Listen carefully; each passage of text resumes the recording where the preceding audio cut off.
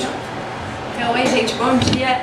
Eu sou Bruna, sou TO e queria agradecer muito o convite de estar com vocês compondo essa mesa e essa conversa hoje.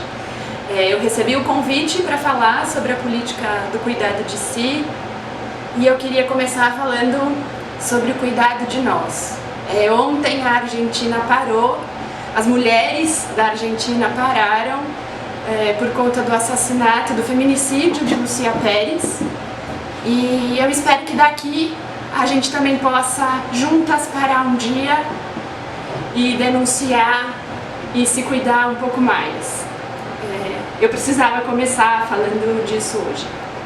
Acho que tem uma questão, né, do quanto que é difícil e diferente estar numa conversa de um jeito virtual, né? Eu sinto muito pela nossa distância física, mas eu também acho que a gente poder falar desse jeito é um jeito da gente se aproximar, produzir carinho, mesmo quando não dá pra gente estar junto ao vivo. Então, eu fico feliz de estar aqui com vocês agora.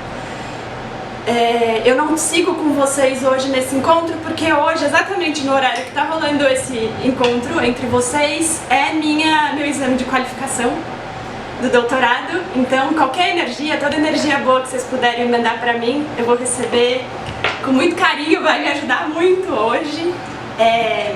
E inclusive por conta disso, né, desse tempo tão corrido, eu queria pedir desculpas para vocês, mas eu vou precisar ler um pouquinho do que eu preparei. Por outro lado, eu achei que esse ia ser um jeito cuidadoso, né, de cuidar de mim e de cuidar de vocês um pouco com relação ao que eu pude produzir para hoje, para esse nosso momento juntos, tá?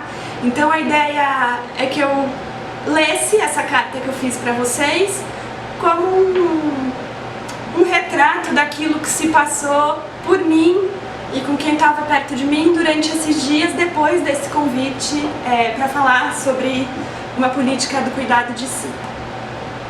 Primeiro, eu queria dizer do quanto esse convite para mim, então, ele é uma honra ser convidada a falar de algo tão longe e tão perto, que é o cuidado de si, o cuidado de nós. Me pareceu um convite para uma reflexão sobre o que a gente tem feito de nós e sobre o que os outros supostamente têm feito de nós e de si mesmos nesses tempos que a gente vive hoje. Eu começo então dizendo que eu não sou alguém que estuda necessariamente a política do cuidado de si, mas eu sou uma TO que acho que está tentando olhar um pouco para a questão do cuidado, das relações de cuidado e principalmente das relações de cuidado conosco mesmas. E aí a ideia é que a gente possa então conversar um pouco sobre isso hoje, né?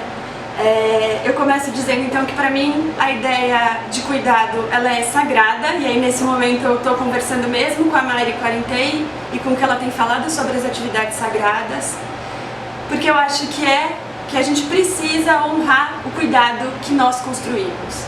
Aqui já vai um ponto, né? Que o cuidado então ele é uma construção. Mas que construção é essa? É um pouco do que eu gostaria tanto de tratar, de ouvir e de conversar com vocês hoje.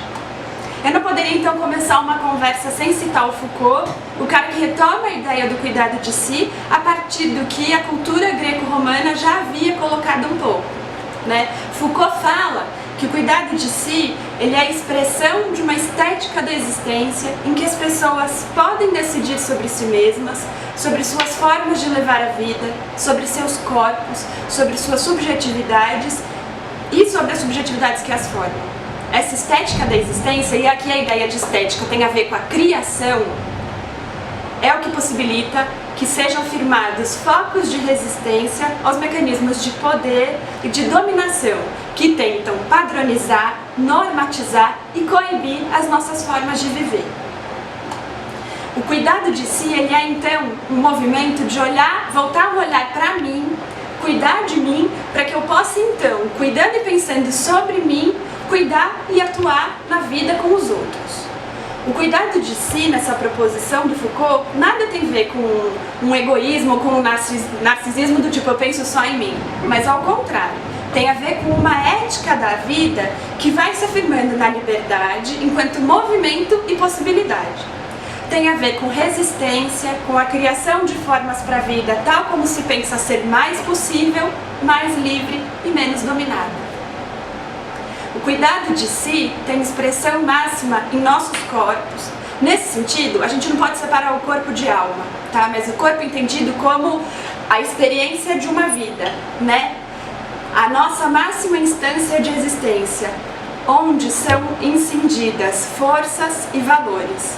Os nossos corpos, então, são campos de batalha, mas também são espaço de festa e ferramenta de resistência.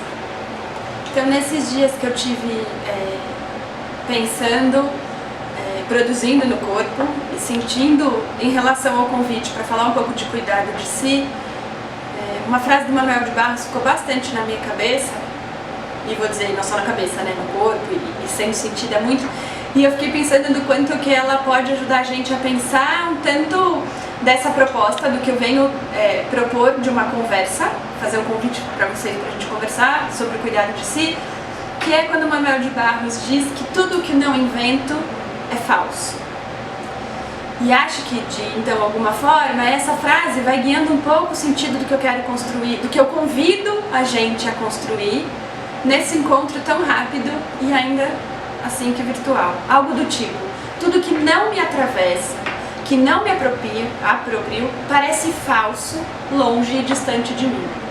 Aquilo em que eu não posso fazer dá sentido para mim, aquilo que eu não crio no sentido de criar um olhar e de produzir mesmo um sentido, ele não existe. O mundo só existe quando a gente pode criar sobre ele, em relação a ele. E aí, criar um mundo tem a ver também com a gente poder, principalmente, criar uma ordem própria para nós mesmos, para então poder adentrar o mundo e instaurar e colocar o mundo em nós. Acho que a gente tem um caminho bom quando a gente pode ver que hoje no campo da atenção em saúde, a gente podemos entender a intervenção em saúde nas políticas sociais como aquela que tem como objetivo apoiar as pessoas na construção de seus cuidados de si e de cuidado com o outro, que podem ser então entendidas como invenções de si, assim como propõe o Manuel de Barros. Eu li alguns textos ultimamente que vão contando, né, vão definindo a atenção em saúde, e eu acho que a gente pode ir para além, né, que vão falando das políticas sociais como a possibilidade da gente acompanhar os sujeitos na construção de um cuidado consigo mesmos. E quando a gente pode estar junto nesse processo do cuidado consigo mesmos, do que os outros possam desenvolver o cuidado consigo mesmos, eles podem inclusive produzir um cuidado para o mundo e com os outros, né? Então este enquanto um potente norteador de nossas ações, o quanto, e aí eu peço que a gente possa fazer uma reflexão, o quanto que as nossas ações, as nossas intervenções têm apoiado as pessoas na construção de caminhos de cuidado de si ou dos outros. Um cuidado de si que envolve a possibilidade de fazer escolhas, de criar normas para a própria vida, de fugir e romper com regimes e sistemas que limitam nossos potenciais e nossas vidas. Com a possibilidade de estar incluído em espaços de desejo, com fazer andar a vida, com acelerar grau de autonomia, com acessar a cidadania. Assim, eu fui pensando nessa conversa a partir de algumas perguntas que têm sido constantes para mim e que eu queria dividir com vocês hoje. A primeira pergunta é: como a gente se cuida? E aí, quando eu faço essa pergunta, é para todos nós, né? Como a gente tem produzido relações de cuidado com a gente mesmo? E aí isso já é um ponto importante, né? O cuidado, ele é uma relação. O cuidado, ele é estabelecido numa relação da gente com alguma outra coisa, né? Então, como que a gente tem podido estabelecer isso? E aí eu até acabei de falar com a Carla sobre isso, que pra mim a experiência desse encontro, da semana de TO, ela tá muito colocada numa experiência de cuidado de nós, né? A organização que vocês propõem, os grupos, a forma de trabalho, a preocupação com os resíduos produzidos, os intensos espaços de troca, a feira da gratidão, os tantos momentos de compartilhamento, os espaços que vocês estão ofertando para um cuidado, para uma atenção às crianças. Me parece que vocês criaram um evento em que a respiração e o nosso pulso são olhados com calma e o tempo que merecem. É essa, sem dúvida, uma forma de produzir um cuidado de si, um cuidado de nós e um cuidado com os outros, que radicaliza as formas instituídas de produção de eventos na universidade. E mais ainda, cria outras formas de relação, outros laços com o que pode ser pensado numa relação de trabalho, de suporte e de vida. Me parece ainda que na tele vocês têm proposto uma experiência que por muito tempo a gente não conseguiu sustentar, nem ao menos com as pessoas que a gente diz que acompanha na TO. Dentro dessa pergunta de como a gente cuida de nós, né, eu queria convidar vocês a pensarem como a gente cuida do nosso processo de formação em TO. Quais os passos e caminhos que cada um de nós tem percorrido nesse exercício de se fazer terapeuta ocupacional, de se constituir terapeuta ocupacional. Sem dúvida, essa não é uma identidade fácil e muito menos dada, mas ela é constituída processualmente durante a graduação e ainda para muito além dela. Nisso, importa perguntar para cada um de vocês e para mim também, com quem que eu converso? Quais são os interlocutores que a gente escolhe para inspiração, para criação e composição nessa jornada? Aproximar dos outros, seja pele a pele, virtualmente ou teoricamente, cria sem dúvida uma rede que nos ampara. Mas olha só, tem que ser uma rede que de fato vai amparar e não uma rede que vai deixar a gente, pode deixar a gente amarrado em determinada escola de pensamento, em determinada forma de funcionar. Tem que ser uma rede que nos permita conhecer outros lugares, outros pensamentos e principalmente que nos permita outros encontros. A segunda pergunta, o segundo tema que eu queria, a segunda pergunta mesmo que eu queria colocar para vocês é de como a gente se cuida na cena da terapia ocupacional e no cuidado em terapia ocupacional. E aí uma sugestão minha, uma coisa que eu tenho pensado, enfim, eu nunca penso sozinha, né? A gente nunca pensa sozinha, a gente sempre pensa com os outros. É de admitir a potência transformadora dos encontros. Aqui afirmo com toda a força que há em mim que o que conta nessa nossa profissão são os encontros. São eles que cuidam, eles que fazem acontecer. A minha técnica, o meu conhecimento, a minha expertise, as atividades que eu proponho não são nada se eu não puder reconhecer que a mágica que se faz é nesse espaço, entre eu e o outro, ou os outros. E é lá, nesse intervalo, ainda não povoado, que as transformações, os laços, os vínculos, saltos, sustos, suspiros e maravilhas acontecem. E eles acontecem a olhos nus, basta que a gente esteja ligada, atenta e disponível para perceber. Uma outra possibilidade da gente poder se cuidar na cena da TO e no cuidado em TO é saindo justamente do registro psi, da REAB e de tantos outros registros que nos criam uma identidade única, mas a gente poder principalmente admitir a dimensão existencial dos encontros em que nos colocamos numa relação mais horizontal com as pessoas e grupos que a gente acompanha. Isso não quer dizer negar a nossa identidade profissional, mas é mais do que isso. Implica que a gente vá além, que a gente reconheça que para muito além de uma terapeuta ocupacional, de um terapeuta ocupacional e de um paciente, que é uma palavra bem terrível, né? De que a gente reconheça que há pessoas que partilham aquele momento e que no campo mais amplo e talvez mais sublime, essas duas pessoas ou essas várias pessoas partilham existências e que num modo ainda mais profundo, pouca coisa nos distingue e tanta coisa nos une. Acho que é a gente poder ir para além do campo onde a gente faz inferências, onde a gente vai interpretar, mas é a gente poder se situar num campo que a gente chama de horizontal, onde o que vai reger o encontro é admitir a existência mútua em nós, que nós somos seres humanos, e aí a partir daí a gente vai poder produzir um encontro em saúde ou um encontro no campo social que não esteja tão dominado por forças por correntes teóricas e de pensamento que muitas vezes aniquilam as nossas possibilidades de produzir diferença. E aí uma outra proposta é de que a gente possa olhar o quanto o outro cuida de mim. E isso num sentido bastante amplo, né? Mas que a gente possa olhar o quanto que cuidar de alguém, que bancar um processo de cuidado com alguém, cuida de nossas feridas e dos silêncios que a gente é habitado. Do quanto que as pessoas que nós acompanhamos cuidam das nossas existências, de nossas dúvidas, do quanto elas são generosas com a gente. Eu estou lembrando, eu trabalho com criança, com saúde mental infantil juvenil, e há umas 3 semanas a gente teve um encontro de profissionais da região e teve eu falei disso, né? Eu queria muito conversar com eles sobre isso, assim, do quanto que as crianças que a gente cuidam de nós, na cena do cuidado, ó.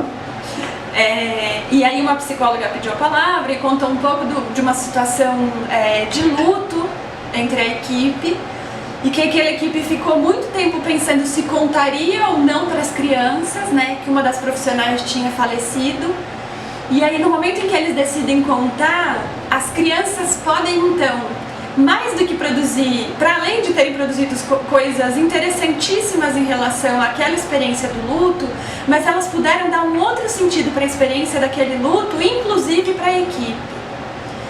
E eu acho que isso é um caminho bonito da gente admitir, assim. Não se trata de jeito nenhum da gente assumir a centralidade da cena do cuidado. Não é de mim necessariamente, não é, né, da terapeuta ocupacional que a gente está falando quando a gente está cuidando ou acompanhando alguém. É daquela situação que está colocada. Mas é que a gente possa ver isso num sentido bastante, até silencioso, do quanto que as pessoas, os encontros que a gente produz podem cuidar daquilo que a gente tem de mais, talvez, silencioso, ou de mais sofrido, ou de mais duro em nós mesmos, né? E eu acho que isso tem a ver com a gente admitir que a potência da vida e dos encontros ela está colocada para todo mundo. É, de novo, a coisa da horizontalidade, do quanto que o cuidado ele pode ser horizontal. Ele não é um cuidado que precisa ter... eu não me deixar dominar pelo suposto saber, enfim, e ficar nesse lugar de quem sabe mais, ou de quem vai empreender, comandar e determinar sobre a vida do outro. Mas do quanto que o encontro com o outro produz vida em mim também. É um pouco disso. E aí a terceira pergunta é como eu posso, então, apoiar o outro no cuidado de si, né? E aí eu elenquei algumas coisas, de novo, pra gente pensar, e tô aberta pra gente poder, em outro momento, conversar mais sobre isso. Então, criando espaços de protagonismo, e é importante a gente poder reconhecer o quanto é isso difícil hoje em dia, né? O quanto é difícil a gente pensar em espaços de protagonismo, principalmente com algumas populações com as quais a gente tem trabalhado historicamente e que são silenciados o tempo todo, né? Então eu fiquei pensando entre essas, né? As crianças e os adolescentes, as pessoas com comprometimentos cognitivos severos, os idosos, as pessoas em uso de substância, em uso de algum tipo de substância psicoativa, né? O quanto que a gente tem, e aí fica então essa pergunta, do quanto que a gente tem favorecido de fato que eles falem, que eles sejam protagonistas dos seus processos e que a cena seja deles, que o protagonismo seja deles e não da minha intervenção. Que o que brilhe na cena não seja a minha técnica que está lá colocada, mas sim o protagonismo daquele sujeito e daquele grupo que precisa falar sobre si. Uma outra possibilidade é amparando a ampliação da voz. E aí isso eu queria dividir com vocês. No ano passado eu participei de um projeto pela internet, o projeto Temos que Falar Sobre Isso. É uma iniciativa de mães que viveram processos de violência importante no seu período gravídico puerperal e que a partir dessa experiência de dor criam uma rede comunitária, uma rede de internet, onde elas vão compartilhando depoimentos, em princípio anônimos, sobre essas experiências de violência, de silenciamento, de aniquilação mesmo do protagonismo feminino. E aí, a partir de então, essa rede se constrói onde profissionais de saúde e outras pessoas que se sentiram mobilizadas pela causa passam a compor esse grupo e oferecerem um apoio tanto para as mulheres que partilhavam de seus depoimentos com a gente, como também na veiculação de outros canais onde esses temas pudessem ser abordados, né?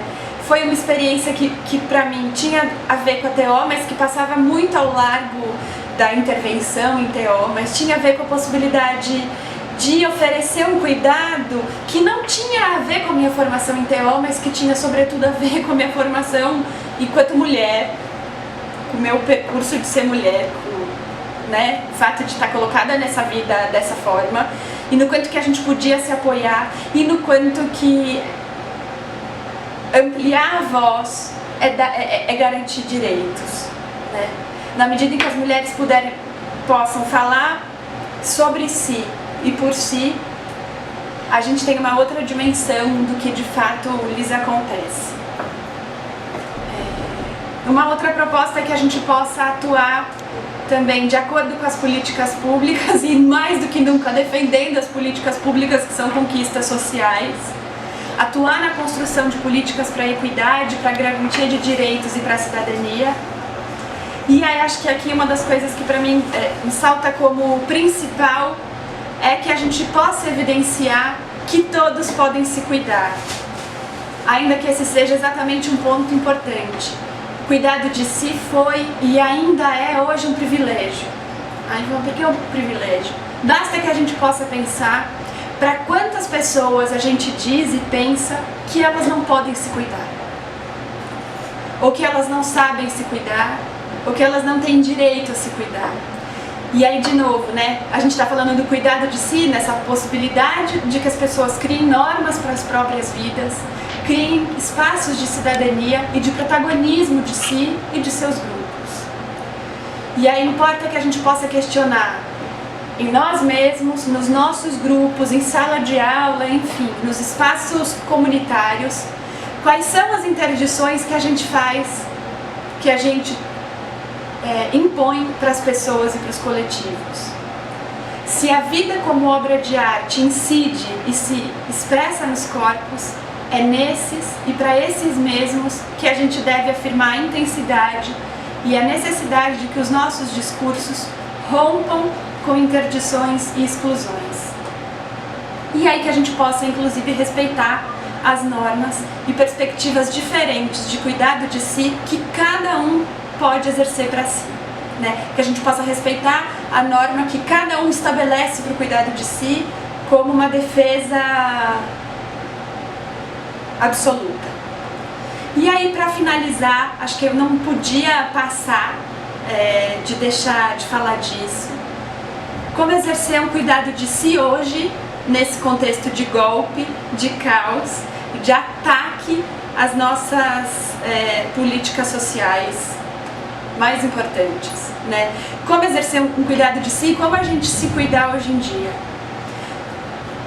E aí eu fico pensando que o cuidado de si, nesse sentido, ele envolve inclusive o entristecimento, na possibilidade de que a gente reconheça de que estamos tristes sim, eu pelo menos estou triste, estou bem entristecida, e de que a gente possa juntos pensar em formas de cuidado, um cuidado um pouco mais coletivizado entre nós.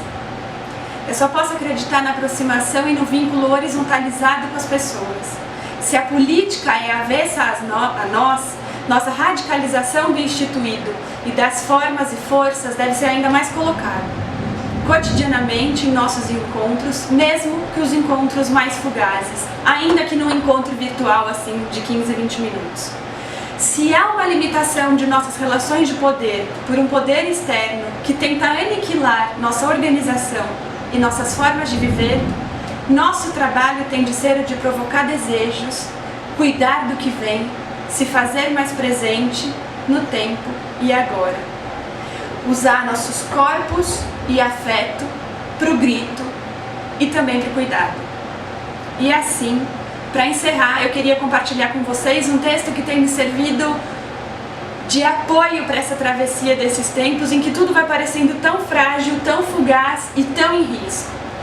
É uma poesia do Paco Urondo, que foi um escritor, jornalista, poeta, político, militante político e guerrilheiro argentino, e que como pouco soube dizer da importância de um cuidado conosco para o enfrentamento das tormentas. O nome da poesia é Instruções para Esquivar o Mau Tempo, e eu vou ler para vocês. Em primeiro lugar, não se desespere, e em caso de agitação, não siga as regras que o furacão quererá lhe impor. Refugie-se em casa e feche as trancas quando todos estiverem a salvo. Compartilhe o mate e a conversa com os companheiros, os beijos furtivos e as noites clandestinas com quem lhe assegure a ternura. Não deixe que a estupidez se imponha. Defenda-se. Contra a estética, ética. Esteja sempre atento.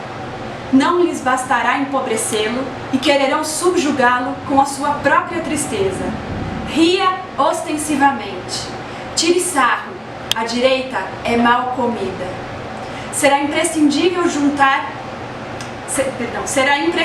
jantar juntos a cada dia até que a tormenta passe. São coisas simples, mas nem por isso menos eficazes. Diga para o lado bom dia, por favor e obrigada.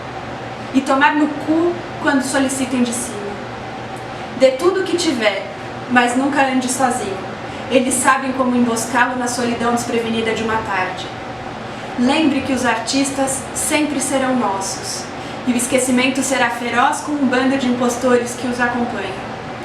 Tudo vai ficar bem se você me ouvir. Sobreviveremos novamente. Estamos maduros. Cuidemos dos garotos que eles quererão roubar.